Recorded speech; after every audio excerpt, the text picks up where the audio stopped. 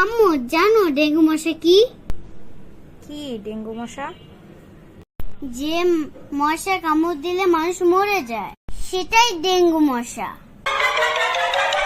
আম্মু জানো ডেঙ্গু মশা কিভাবে হয়? কিভাবে?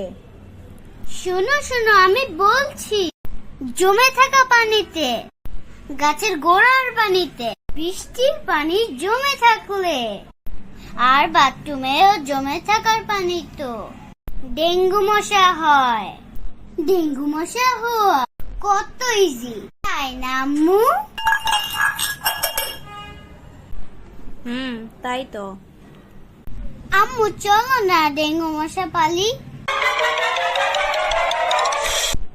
কি বলছো এগুলা মেঘ? ডেঙ্গু মশা কেউ পালে? সবাই তো পাখি পালে, কুকুর গরু পালে।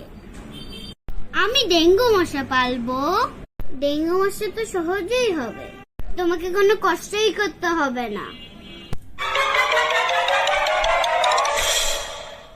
আর তুমি চাইলে বাথরুমেও পালতে পারি, আমাদের তো 2টা বাথরুম।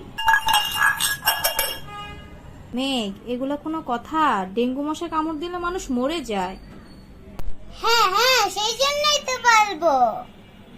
শুনো আম্মু, আমি যদি ডেঙ্গু মশা পালি, তাহলে ডেঙ্গু মশা আমাদের কাউকেই কামড় দিতে পারবে না। আর অন্য ডেঙ্গু মশা আমাদের বাসায় আসলে ওরা বলে দিবে যে ওরা এখানে থাকে, তাই এই বাসার কাউকে যেন কামড় না দেয়। মশার কথা শুনে বুঝছো আম্মু?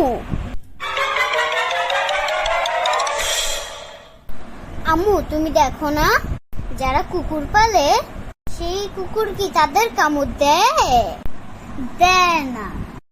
তাহলে আমরা যে ডেঙ্গু মশা পালবো সেটাও আমাদের কামড় দেবে না, বুঝছো আম্মু?